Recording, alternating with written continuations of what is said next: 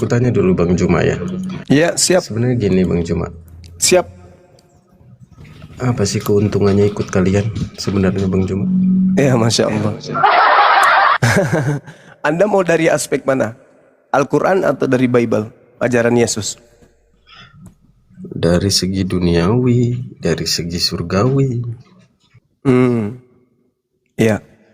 Kalau dari segi duniawi, umat Islam itu tidak terlalu cinta terhadap dunia. Ad-dunya sijnul mu'min wa jannatul kafir. Mulai bohong, mulai. Iya bang, itu kaidah di Islam. Kaidah di Islam itu, kaidah di Islam itu dunia ini adalah penjara. Tapi tempat saya nggak begitu. Ya, karena dia tidak menjalankan ajaran Islam. Kaidah di Islam, kaidah di Islam gini. Tuntutlah duniamu seakan-akan engkau hidup terus menerus. Dan tuntutlah akhiratmu seakan-akan engkau mati besok pagi. Itu filosofi dalam Islam. Artinya Islam ini menuntut kita untuk mencari nafkah, mencari rezeki. Rezeki yang kita temukan ini bukan untuk berpoya-poya, enggak. Tapi untuk membantu yang lain. Itu di Islam. Jadi kejar duniamu seakan-akan engkau hidup terus menerus. Membuahkan kemudian kebaikan-kebaikan kepada manusia yang lain. Makanya infak sedekah adalah bagian daripada tata cara menghapuskan dosa. Cari harta untuk apa? Untuk nebus dosa. Kok bisa? Ya, dengan kau memiliki harta, membantu si fakir miskin, engkau telah menggugurkan dosa-dosamu. Itu di Islam. Kejar akhiratmu seakan-akan engkau mati esok pagi. Artinya, meskipun kamu mengejar dunia, pada waktu tiba sholat, azar, isya maghrib, isya, subuh. Jadi kejar duniamu seakan-akan kau hidup terus menerus. Dan kejar akhiratmu seakan-akan engkau mati esok pagi. Makanya kaidahnya hablu minallah dan hablu minan nas. Apa itu? Mengasihi Allah, mengasihi sesama manusia. Menjaga hubungan kita kepada Allah dan menjaga hubungan kita kepada sesama manusia. Itu di Islam keunggulannya. Kemudian berbicara mengenai jannah. Berbicara mengenai jannah, surga itu adalah tempat kebahagiaan. Tempat kenikmatan.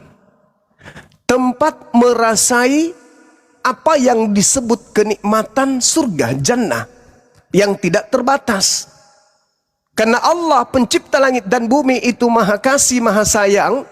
Allah mencukupkan kasih sayangnya dengan memanjakan hambanya yang taat dengan surga. Karena di surga itu apapun yang kita inginkan ada. Kebahagiaan seperti apa yang kita inginkan disediakan oleh Allah. Kenapa? Karena di sana tak ada lagi ruang maksiat. Tidak ada lagi ruang kesengsaraan. Tidak ada iri, tidak ada cemburu, tidak ada sakit hati, tidak ada sakit fisik, tidak ada kemiskinan. Yang ada hanya kebahagiaan. Manusia mana yang tidak mau hidup dalam keadaan seperti itu? Sudah begitu keadaannya, kita bersama dengan orang-orang yang kita cintai. Di dunia ini aja kita kumpulkan harta. Habis itu kita ke Dubai.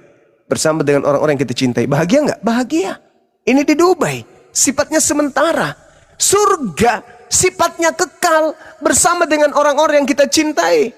Tidak ada kesengsaraan di sana. Tidak ada lagi umur. Tidak ada menua. Tidak ada sakit-sakitan. Semua hanya ada kebahagiaan. Kita makan. Keluar yang ada dari tubuh kita dari makanan yang kita makan berupa aroma harum, bukan berupa bau, tapi aroma harum. Begitu juga ketika kita menggauli istri kita, tidak keluar lagi cairan yang seperti yang di bumi, tapi yang keluar adalah aroma harum. Itu real janji Allah, itu pasti. Kalau pemerintah yang menjanjikan kita, ya tergantung apakah negara sanggup untuk mengabulkan janji pemerintah itu atau tidak. Tapi kalau pencipta langit dan bumi ini apa yang sulit? Ketika dia menjanjikan aku akan membahagiakanmu, aku akan mencukupkan semua yang kau inginkan, apakah itu bisa terjadi? Bisa. Allah Maha Kaya. Nah, surga itu yang kita kejar. Surga yang penuh dengan kebahagiaan. Sedangkan kalau surga di Kristen, apa yang bisa membuat saya ke sana? Di sana saya jadi mempelai wanita, cuk. Di sana saya harus menyaksikan kemudian perang naga. Di sana saya hanya memuji-muji, menari-nari. Kalau memuji sehari boleh, menari sehari boleh. Dalam kehidupan kekal saya memuji, mulut saya ini doer langsung. Jadi kesempurnaan kehidupan manusia itu nanti ketika kita di surga. Hari ini kita merasa ganteng, baru merasa di surga ganteng beneran. Hari ini kita merasa gagah, di sana gagah beneran. Kita merasa kita sehat, di sana sehat beneran. Kita merasa serba berkecukupan, di sana benar-benar berkecukupan. Tak ada lagi kemudian kesengsaraan. Surga adalah tempat kenikmatan. Titik. Wah, kalau itu sih ceritanya jadi miskin dong kalau ikut ke sana. Konsepnya begitu mah. Kenapa miskin? Nggak punya duit itu mah. Ya Allah, di surga itu kita tidak butuh duit lagi. Kenapa? Surga itu adalah tempat kebahagiaan, nggak butuh duit. Segala sesuatu Allah cukupkan kepada kita. Belum ada yang tahu itu ke sana. Sama seperti Sekarang besok hari aja Senin. dulu. Sama seperti besok hari Senin, Bang. Tidak ada yang tahu besok itu seperti apa. Tapi sekuat tenaga apa yang kita punya, sekuat ilmu apa yang kita mau untuk menghentikan besok itu jangan datang. Tetap aja datang. Suka tidak suka, ikhlas tidak ikhlas, dalam keadaan bahagia, dalam keadaan sengsara. Besok hari Senin tetap datang. Tak ada kekuatan yang bisa menolak itu. Begitu juga surga neraka. Besok surga neraka itu akan tetap datang. Kita datang menemuinya dalam keadaan pendosa atau dalam keadaan taat. Itu. Maka yang menentukan hari ini. Gak ada yang mau hidup miskin, Bang Jumat. Semua juga butuh uang lah. Di surga kita nggak butuh duit, Bang. Itu kan belum tahunya. Tapi itu suatu kepastian. Yang bilang pasti kan Bang Jumat. Ya, Allah yang memastikan itu. Seperti pastinya Senin besok. Kita nggak ada yang tahu apa yang terjadi besok. Tapi suatu kepastian besok pasti ada. Sama seperti ketika tahun 2000. Yang hidup di tahun 2000. Kita melihat ke depan tahun 2025 itu senyum, tertawa kita. Masih lama kali. Tapi hari ini kita berdiri di tahun 2025. Nengok ke belakang serasa baru 1 jam tahun 2000 itu. Begitu juga ketika nanti kita berdiri di padang mahsyar. Ketika kita diperkumpulkan semua oleh Tuhan. Dihadapkan pada penghakiman.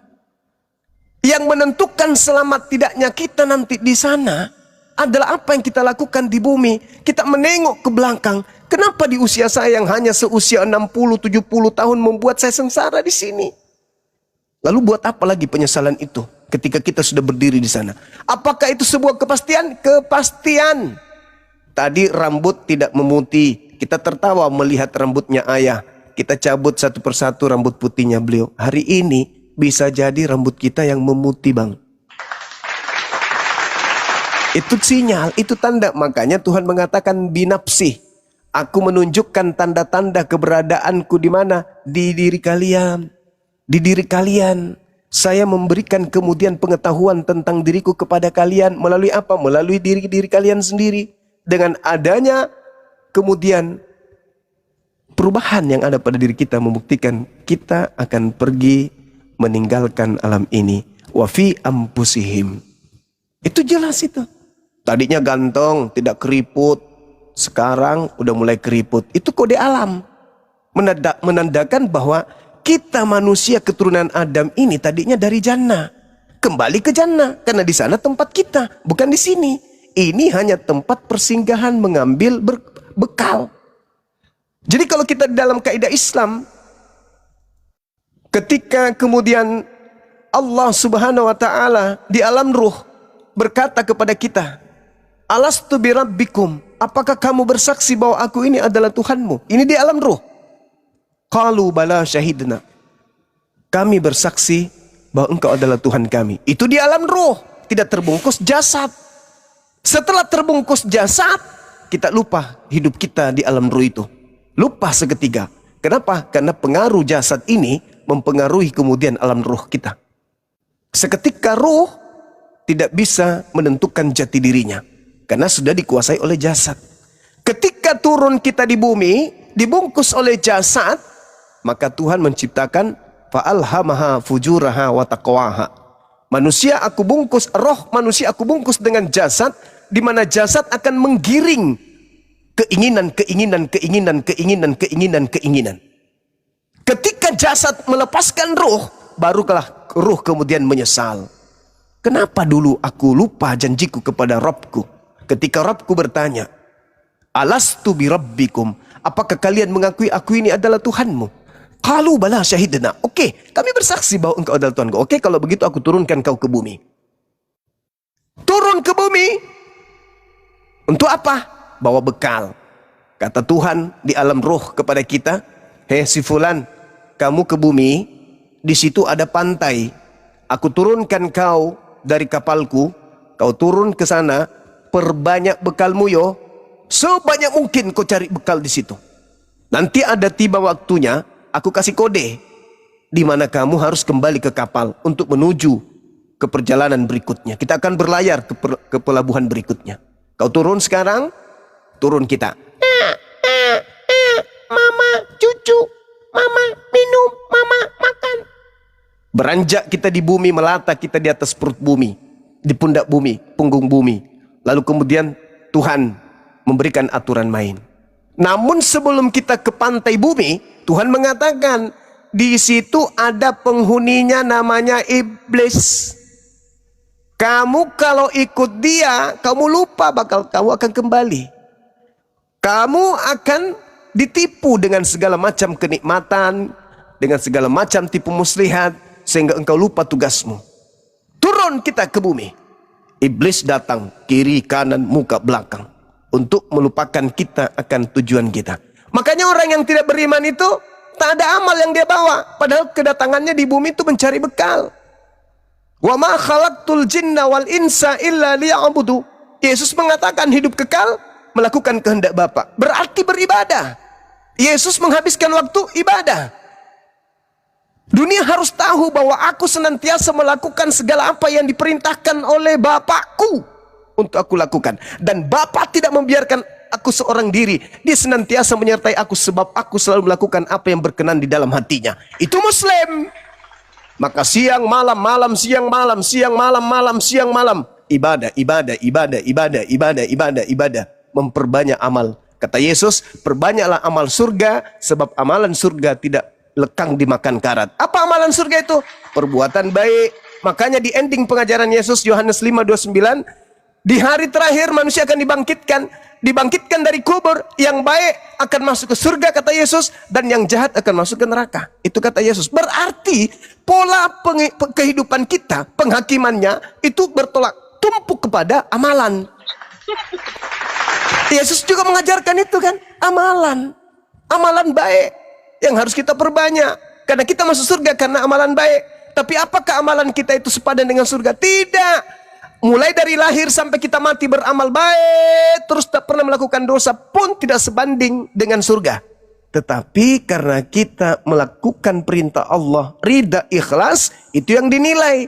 Bukan pahalanya, tapi keikhlasan kita kemudian tunduk berserah diri kepada perintahnya. Diperintahkan jangan makan ini, jangan, tahan diri. Diperintahkan jangan minum ini, jangan, tahan diri. Kenapa? Tuhan lagi menguji. Begitu kita turun ke bumi, banyak penggoda-penggoda. Ah, makan aja, nggak apa-apa kok.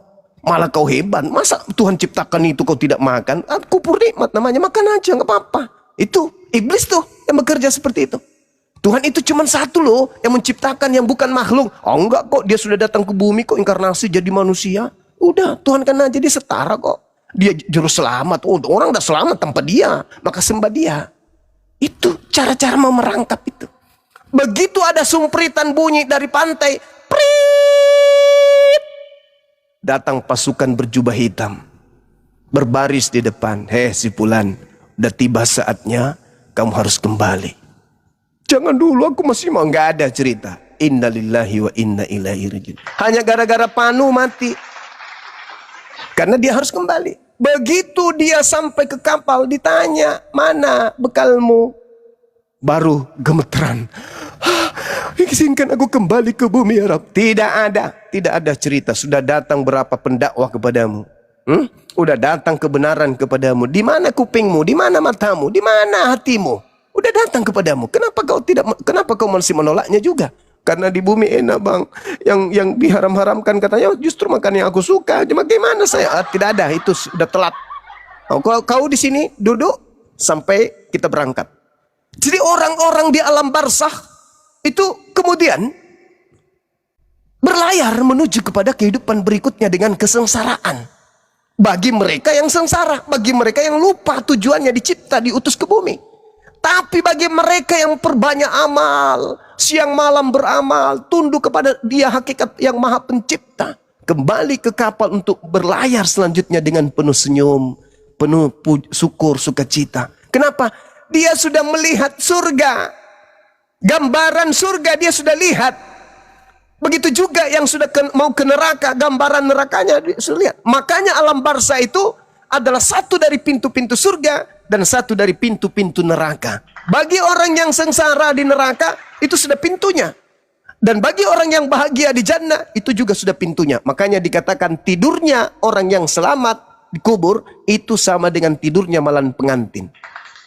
Tiba-tiba aja tertiup trompet sangkakala, kiamat terjadi. Tiba-tiba aja kita dibangkitkan. Oh kok cepat kali, aku kan masih mau merasakan nikmatnya alam kubur. Aku melihat di situ tempatku, waduh indah kali. Aku lihat telaganya, aku lihat kemudian nikmat sekali pokoknya. Kenapa cepat kali? Tunggu, udah. Ini sudah mau berangkat ke sana. Itu kan masih fata morgana yang kusaksikan, itu kan masih bentuk bayangan. Ini aslinya. Oh ya? Berbarislah kita di padang mahsyar. Mana umatnya Nabi Muhammad? Ana ya Rasulullah. Ana ya Rasulullah. Nahnu ya Rasulullah. Kami ya Rasul. Kami ya Rasul. Tal. Kesini. Nah ini yang Kristen yang bingung nih. Dia mau ke Nabi Isa tak mengenalnya. Mau ke Nabi Musa tak mengenalnya. Ke Nabi Abraham juga tidak. Kamu pengikutku ya. Itu nonotmu masih ada tertutup. Dia mau ke Daud tak mengenalnya. Mau ke Nabi Muhammad tidak bisa. Datanglah ke Isa, ke Yesus. Dulu kami menyebut namamu. Dulu kami mengusir setan pakai namamu. Memujimu, bermujizat pakai namamu. Apa kata Yesus? Sorry lah, enyahlah daripadaku. Aku tidak mengenal kalian. Kalian semua adalah pembuat kejahatan. Iza husiran nasu kanu lahum a'da wa kanu bi ibadatihim kafirin. Pada hari manusia dikumpulkan, apa yang mereka sembah selain daripada aku, kata Allah, akan ditolak, akan dimusuhi oleh yang dia sembah selain aku. Dan pujaan-pujaan yang ia lakukan di bumi akan diingkari oleh dia yang dipujanya selain daripada aku. Dalil Quran. Apakah ada ucapan Yesus seperti itu? Ada. Di mana Yesus mengatakan itu? Yohanes 12 nomor 48. Apa kata Yesus?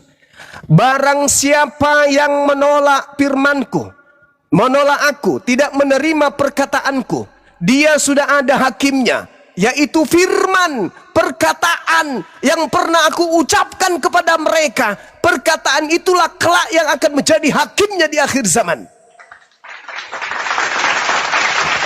Ayo. Makanya saya sering bertanya kepada saudaraku Kristen, ketika Yesus berkata, segala firman yang engkau berikan kepada aku telah aku sampaikan kepada mereka. Mereka telah menerimanya. Dan mereka percaya bahwa engkau lah yang telah mengutus aku. Ya Allah ya Karim. Yesus menamatkan pengajarannya tahun berapa rupanya? 33. Paulus mengajarkan ajarannya tahun berapa mulainya? Tahun 50-an. Hai, segala firman yang engkau berikan kepadaku telah aku sampaikan kepada mereka. Ada enggak ucapannya, akulah Yesus yang kau niaya, akulah Alfa dan Omega, segala kuasa telah diberikan kepadaku baik di surga maupun di bumi? Ada enggak itu? Pergilah ke seluruh dunia, jadikanlah seluruh bangsa menjadi muridku. Ada enggak firman itu? Tak ada. Padahal di tahun 33 Yesus sudah menamatkan ajarannya. Ditanya oleh Allah, Wa isqalallah ya Isa bin Maryam, anta qulta linnas, apakah engkau mengajarkan kepada manusia-manusia ini menuhankan dirimu selain daripada aku? Kata Yesus, kata Isa, qalu subhanaka ma yakunu li an aqula ma laysa li bihaqqa. Maha suci engkau ya Allah, aku tidak berhak mengatakan apa yang bukan hakku untuk aku katakan. Yohanes 12:49 nomor 50. Apa yang aku katakan adalah apa yang diperintahkan oleh Tuhanku untuk aku katakan, aku sampaikan, dan firman-Nya itu adalah hidup yang kekal. Subhanallah. Jadi bagaimana mungkin Kristen maju salah, mundur salah. Aduh, kita mau kemana? Mana Paulus? Mana Paulus? Paulus udah terkapar. Lebih duluan terkapar dia di dalam. Kenapa bisa lebih duluan? Karena dia bukan dibakar, tapi dia bahan bakarnya.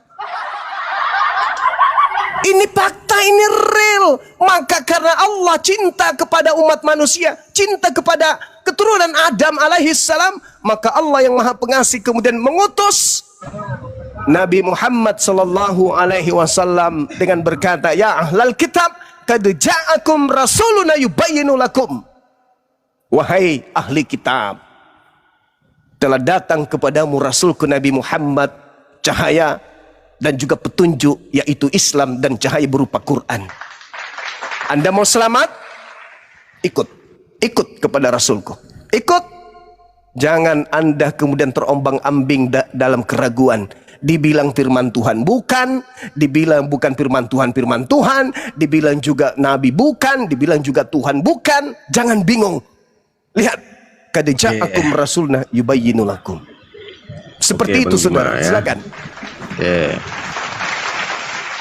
Kalau saya pribadi memang nggak masalah kalau Alkitab itu mau dibakar kayak mau dibuang kayak, karena yang kita tahu ya firman di dalamnya itu, tulisan di dalamnya itu adalah firman Tuhan.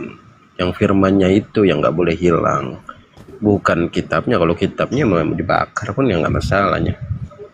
Begini Bang Juma, pertanyaan saya kan, orang manusia ini hidup ini kan membutuhkan makanan, membutuhkan tempat tinggal, dan membutuhkan hidup yang layak.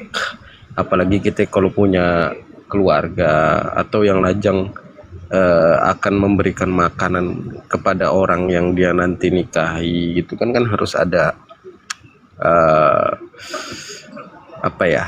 membutuhkan sesuatu untuk itu kan gitu. Gini, kulihat-lihat ya, orang berada itu rata-rata kan memang yang dikasihi oleh Yesus Kristus gitu loh. Maaf ya, bukan orang yang dikasih oleh Nabi Muhammad gitu loh. Yang kulihat. Ya maaf, bukan mau merendahkan, bukan. Ini kan saya udah minta maaf ya, kita damai please, nggak menghujat. Jadi itu yang saya maksud Bang Juma. Jaminan untuk bahagia di dunia dan di akhirat itu menurut saya sih hanya ada di Yesus Kristus gitu loh. Itu terbukti untuk saat ini, di zaman ini terlihat gitu loh, jelas gitu loh Bang Juma. Iya. Jadi begini kawan, dalam kaidah Islam itu tadi yang saya sudah jelaskan kepada saudara, bahkan lebih jauh baginda Rasulullah Muhammad SAW itu menjelaskan kepada kami kaidahnya. Apa itu? Kemiskinan itu mendekati kekafiran. Artinya apa? Kami umat Islam itu dituntut kemudian untuk kaya, tidak dituntut untuk miskin. Maka kami disuruh untuk berusaha mencari dunia ini. Tadi saya sudah menjelaskan kepada saudara bagaimana kita mengejar duniawi tetapi tidak meninggalkan akhirat. Maka dalam kaidah Islam kami harus banyak bersyukur. Fazkuruni, bersyukurlah kepadaku, ingatlah kepadaku, aku pun akan mengingat engkau. Washkuruli, dan bersyukurlah kepadaku. Wala takfurun, dan janganlah kamu ingkar kepadaku. Wahai orang-orang yang beriman, ya ayyuhalladzina amanu sta'inu bis-sabri was-shalah, innallaha ma'as sabirin. Wahai orang-orang yang beriman, mohonlah pertolongan kepada Allah dengan sabar dan sholat. Sungguh Allah beserta dengan orang-orang yang sabar. Saya tidak perlu bercerita teori. Ini praktek dalam kehidupan saya, Bung. Ya, saya seorang mahasiswa yang kemudian mencintai, menyukai seorang wanita. Saat itu belum selesai kuliah saya. Saya udah KKN tapi belum selesai. Saya jatuh cinta kepada seorang wanita yang menurut saya dia adalah wanita yang sempurna.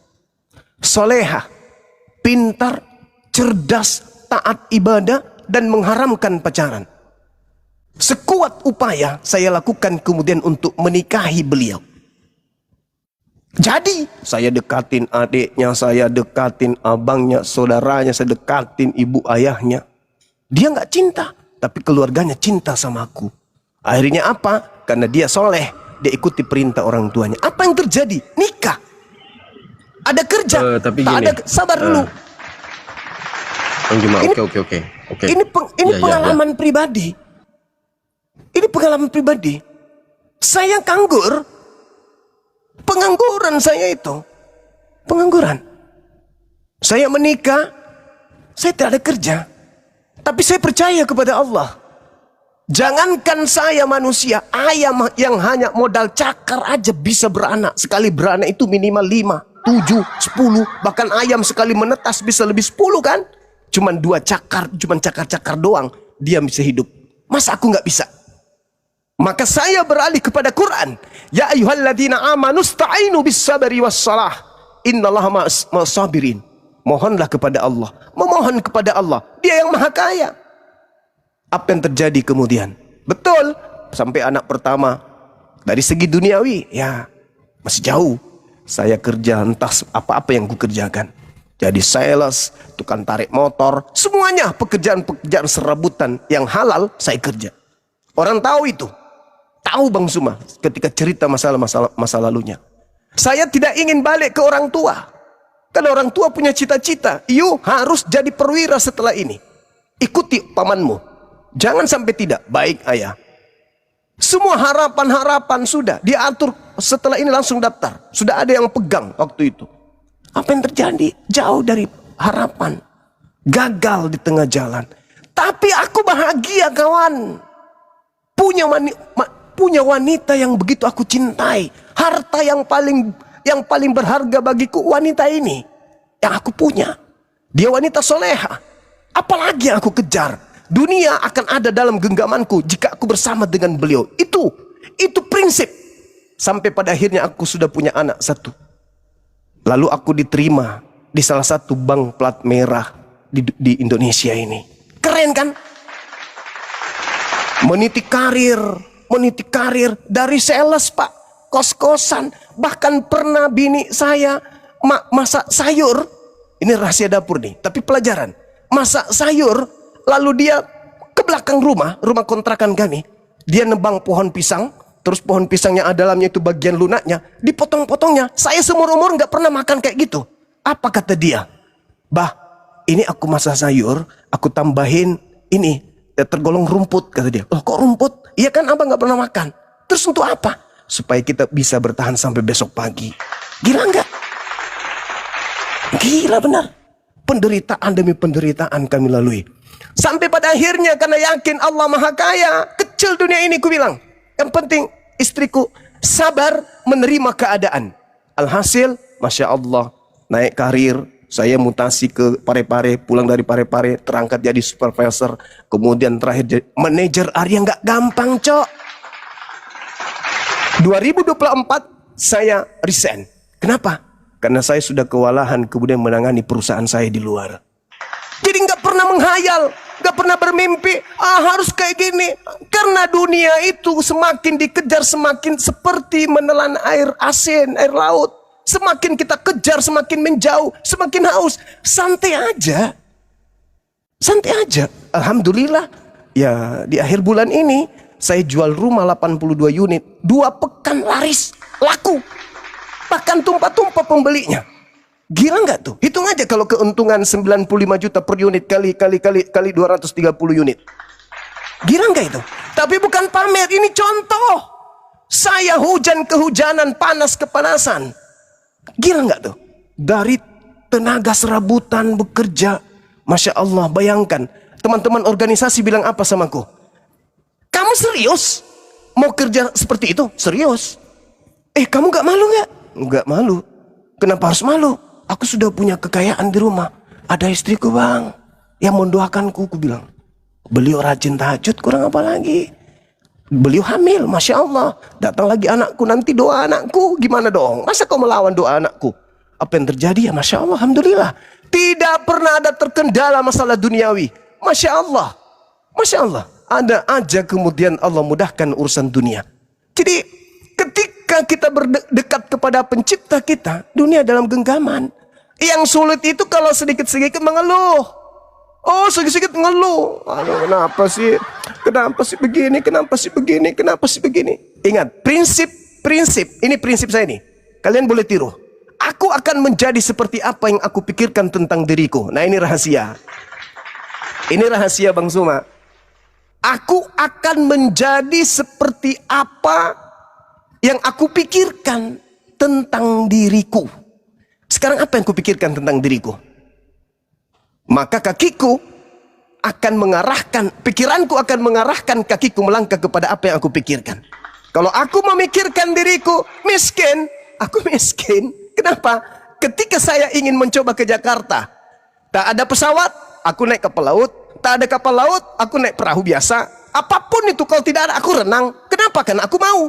Tapi kalau aku tidak mau pesawat, kapal terbang, atau ada mobil, ada kapal laut, ada kereta api, parkir untuk sedia mengantar saya ke Jakarta. Kalau memang aku yang tak mau, maka tidak akan sampai ke Jakarta. Maka kembali kepada prinsip dalam hidup.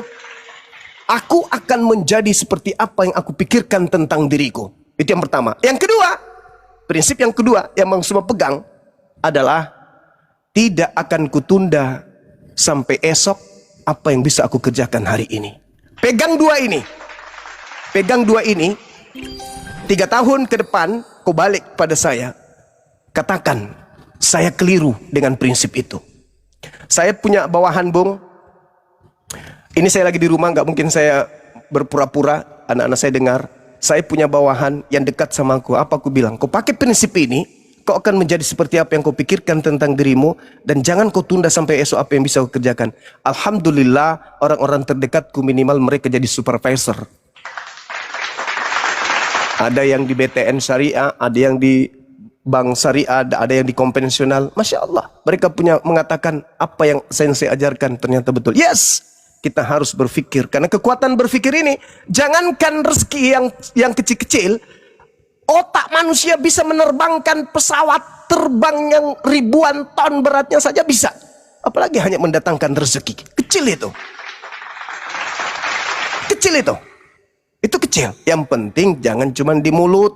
Kita harus realisasikan. Jangan juga kita berpikir, aku akan menjadi seperti apa yang aku pikirkan tentang diriku. Masuk di kamar berpikir, aku akan kaya. Habis itu tidur terus. Oh, nggak bisa. Bukan begitu. Bukan begitu. Bukan begitu.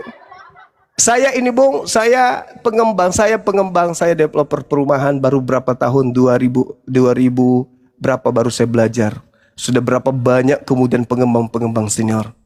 Tapi sekedar bocoran, Bang Suma satu-satunya pengembang junior yang tembus ke Mahkamah Agung untuk memberikan rumah bagi pegawai pengadilan tinggi agama. Keren gak tuh?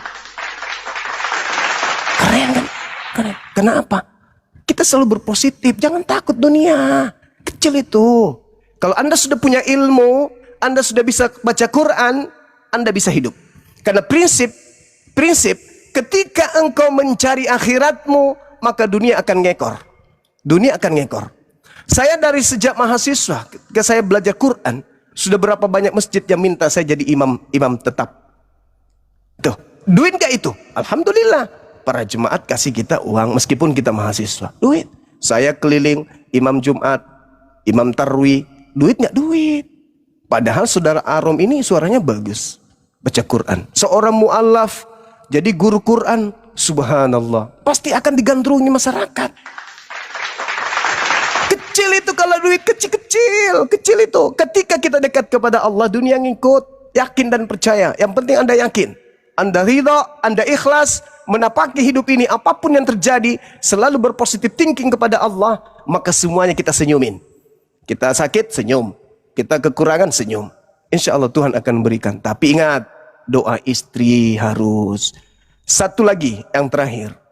Para laki-laki ketika kalian ingin sukses dalam berusaha,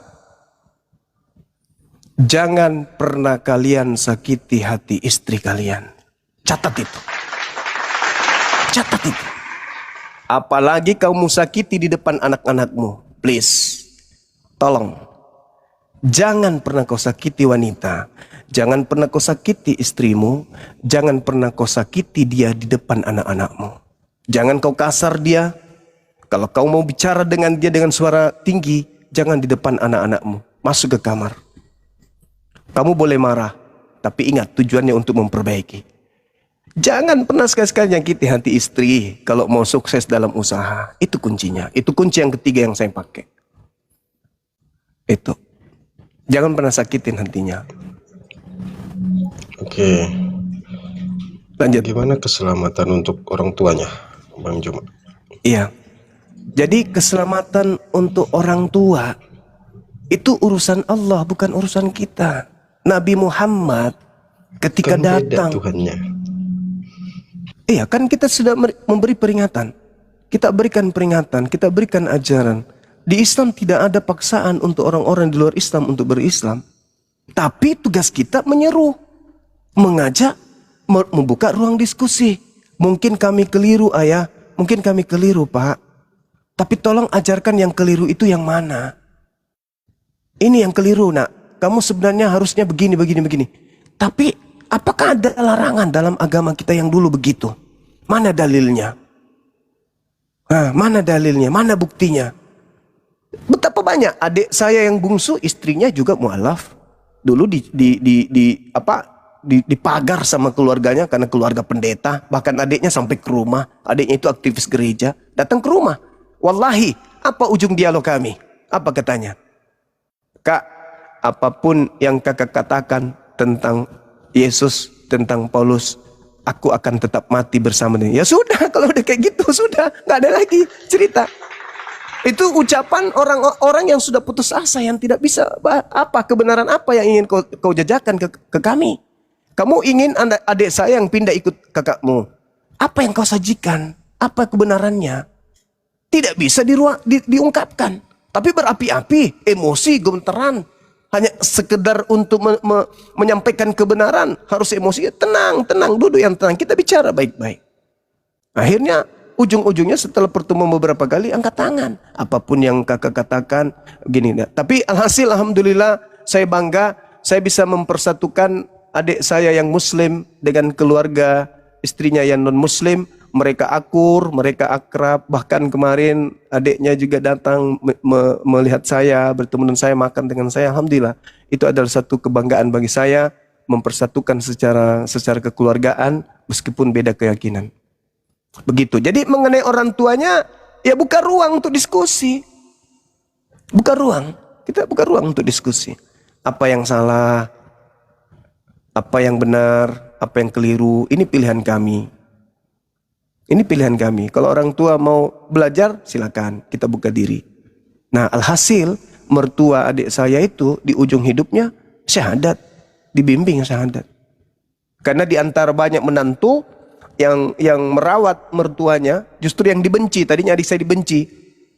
Yang merawat mertua ketika sampai dia sakit dan menjelang kematiannya, itu adik saya yang muslim. Sampai pada akhirnya, ya kelihatannya sih ibunya minta untuk disyahadatkan. Menurut adikku dia membimbingnya. Karena menantunya menjauh. Karena orang tua udah sakit-sakitan, udah penyakitnya parah, jijik mereka sama mertua. Adikku sudah terbimbing untuk mencintai mertua itu adalah orang tua kita juga. Ridhonya mereka, doa-doa mereka itu yang tolak bala. Kita bangga pencapaian kita capai itu doa-doa mertua. Doa orang tua kita. Jadi jangan menganggap mertua itu orang lain. Jangan, doanya beliau itu yang membuat kita kemudian bisa diijabah. Seperti itu adanya.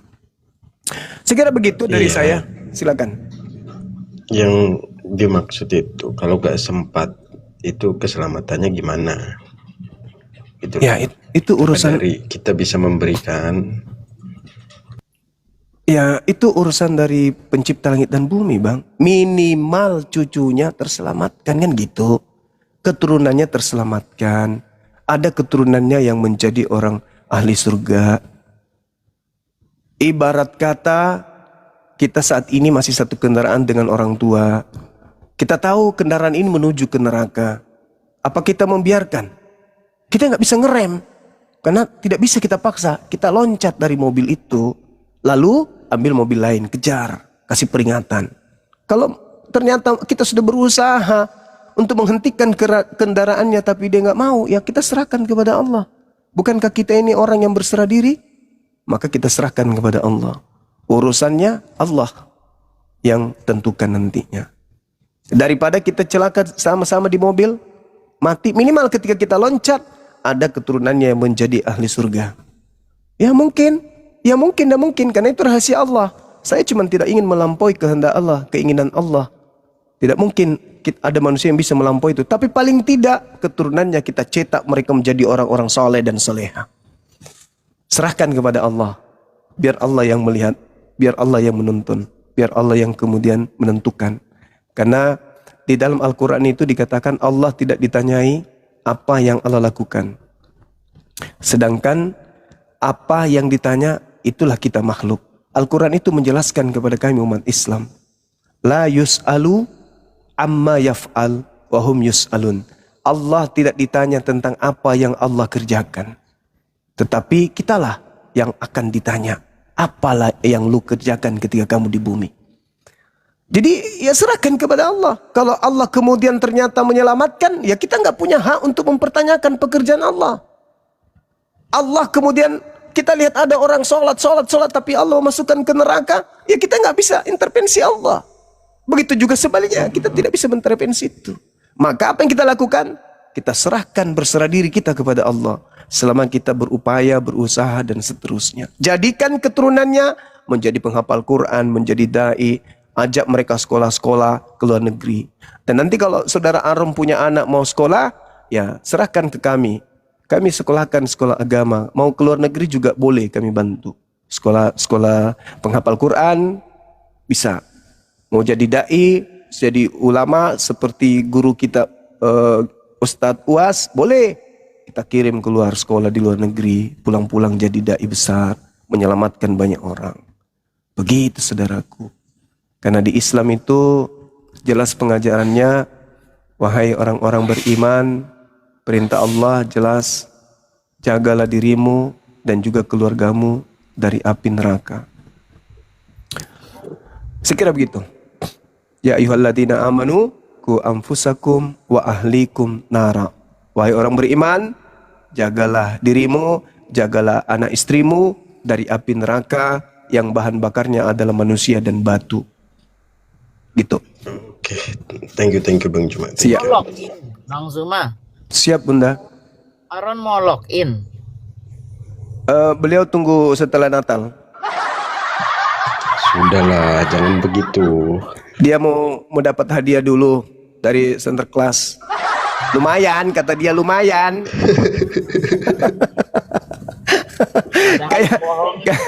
kayak pastor yang saya sahadatkan, Bun. Tunggu dulu Kanda. Setelah misa Kanda. Jadi ini berhadiah dulu ya. Ini cerita, ini fakta ya teman-teman sekalian. Ada seorang pastor yang kemudian datang jauh-jauh ke Makassar. Wallahi, saya nggak bohong. Wallahi, dia menyerahkan kepada saya emas batangan. Saya bukan emas batangannya yang saya lirik waktu itu. Tapi yang saya lirik itu adalah batu-batu permatanya. Karena ini adalah dari Roma, dari Vatikan. Jadi waktu itu saya tanya teman saya yang dari kepolisian, gimana ini?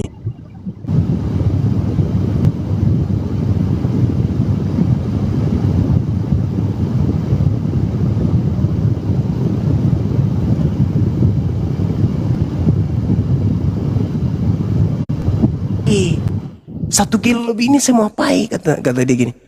Gampang bang, gampang kata dia. Gampangnya maksudnya gimana? Dilebur, bawa ke toko emas lebur. Waduh, bukan masalah leburnya. Kamu kalau dicariin sama tempatmu sekarang mengabdi ini gimana dong? Kau dicariin ini barang berharga, ini usianya katanya kurang lebih 400 tahun. Iya bang, ada sertifikatnya. Lah, ini batu-batunya ini miliaran ini. Aduh, sudah lah bang, jangan bang cerita. Saya mau kembali ke bandara. Wallahi saya katakan apa? Adindaku, saya tidak mau dihantui dengan barang ini. Kembalikan, saya ambil kembali. Saya tidak mau terima. Sampai mau tahu, dia marah. Dia blokir nomorku. Kemudian 3 bulan setelahnya, dia buka blokirnya. Terus dia bilang, sama aku apa?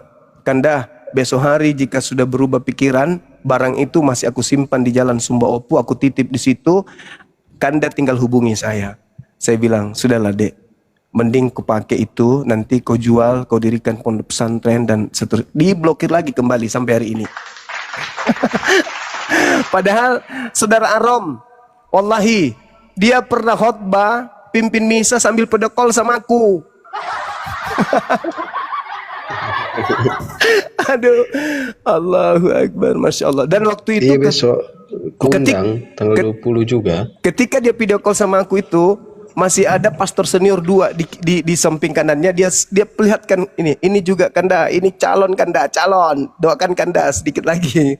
Halo kata dia, bule 2. Waktu itu halo Bang Suma, Mr. Suma. Ya, halo Mister. Gitu, sambil mendengarkan orang menyanyi.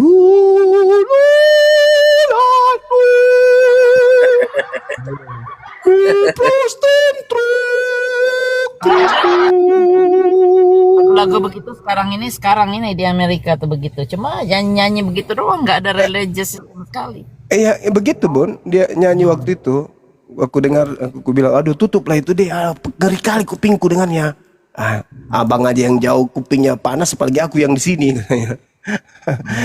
Begitu saudaraku Arom. Tapi saya nih, pengalaman hidup saya, banyak mana Protestan daripada Katolik. Saya syahadatkan lebih banyak Katolik.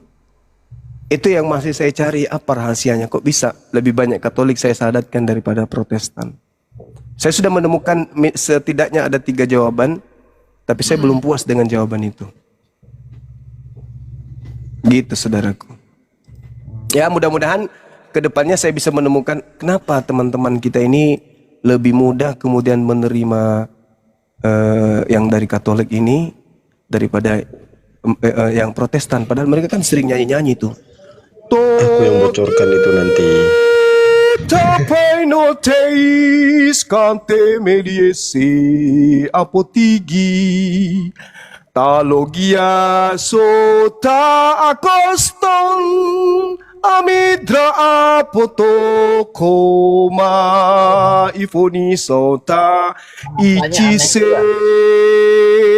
sanponi penematos apotigi kaitalogia sauta ikisonsan.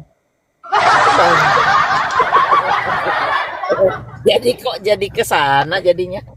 Iya, mereka sering dengarkan lagu begitu, tapi mereka lebih cenderung cepat mendapatkan hidayah gitu loh.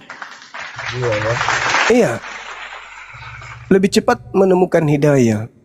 Mungkin karena mereka mendudukkan apa ya, keadaannya masih kental dengan Roma gitu, yang kental kepada, mohon maaf, ajaran-ajaran nenek moyang Roma. Mereka merasa, loh kok ini kayak gini ya, kok kayak gini ya. Nah kalau saya pindah ke Protestan, ya sama aja dia memprotes ajaran ini sehingga muncul agama ini, si protes ini. Kalau saya pindah, ya sama aja.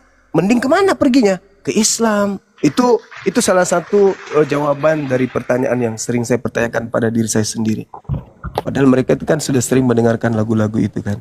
Allah ola tastatip mataton antipaiton sauta expaniston san leps testates kai olos perifanos laos taginesan akriko pau petaye. Kok jadi Jawa dia ya? Gerunda artinya gerunda. Ya, Artinya Iya, itu, iya. artinya membahas tentang engkau yang melihat kedatangan Tuhan semesta alam dalam guntur gempa dan suara yang hebat. Kayak gitu-gitulah. Siap. Deito tin espeto korioton denamion me prontes senso kai megato iko itu apa ya, hebat kalau nggak salah. Mau lagi nggak? Udah aku sendiri merinding. Udah. Saya sendiri yang mendengarkan merinding kok. Ngapain kalian nih aneh-aneh aja? Boleh. Udah, lanjut. Bang Zuma boleh, tapi jangan sinden Bang Zuma. Udah. Saya kembalikan ke host, silakan. Keringat saya, ada aja nih Bang Suma. Lanjut. Jadi gimana nih Arong cerita? Jangan nasyadu Bang Arong. Hmm. Pasti Bang Sumi itu Belum. bisa dua Bang Arong aja dan sama Gumasa. Yang lain sudah pada mualaf. Mm-mm. Silakan Bang Arong. Apalagi Bang Arong. Apalagi yang di sampingnya Bunda Mila ini Mauna ini calon mualaf dia. Oh gitu ya? Ya, selamat Mona. siang. Muna. Mona. Selamat siang. Mona. Selamat siang. Tadi yang nyanyinya Bang Suma mungkin bisa diartikan Bang. Nggak paham juga Bang. Waduh. Lebih bagusnya Bang, kan Bang Arum seorang pendeta, kan Bang Juma seorang muslim yang berilmu. Saya lebih baik mendengarkan aja Bang. Kalau ada yang naik bisa turunkan saja Bang. Oke Bang. Saya mau belajar aja Bang. Karena Bang Oten, ya kan? Siap. Wah ya, nggak masalah Pak. Silakan Pak Arong. Ini sisa satu jemaatmu Bang Arong. Sisa Mauna ini pun mau lari dia, mau pindah dia. Coba selamatkan dulu. Enggak, Arong. pokoknya begitu Bang Dalbo.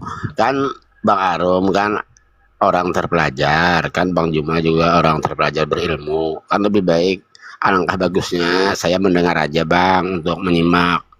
Gitu Bang. Tapi alangkah baiknya Sambil juga belajar lah. Abang, ya, tapi alangkah baiknya juga kalau Abang Mauna juga bertanya tentang apa yang masih Abang Mauna penasaran tentang Islam itu seperti apa. Kalau di kekristenan kan otomatis Abang Mauna udah tahu kan, karena itu yang Abang yakini.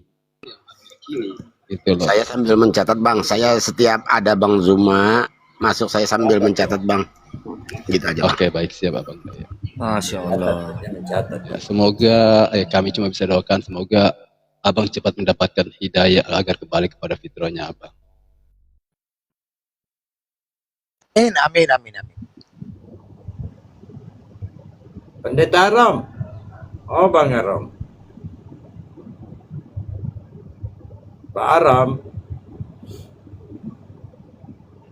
Enaknya itu Bang Arom. Kalau Bang Arom lagi di atas komal kan. Kayak tadi pagi Pak Pendeta ada di gereja. Seharusnya HP-nya di loudspeaker. Supaya jemaat-jemaat itu mendengarkan Bang Suma. Ya kan? Jadi di gereja itu nobar.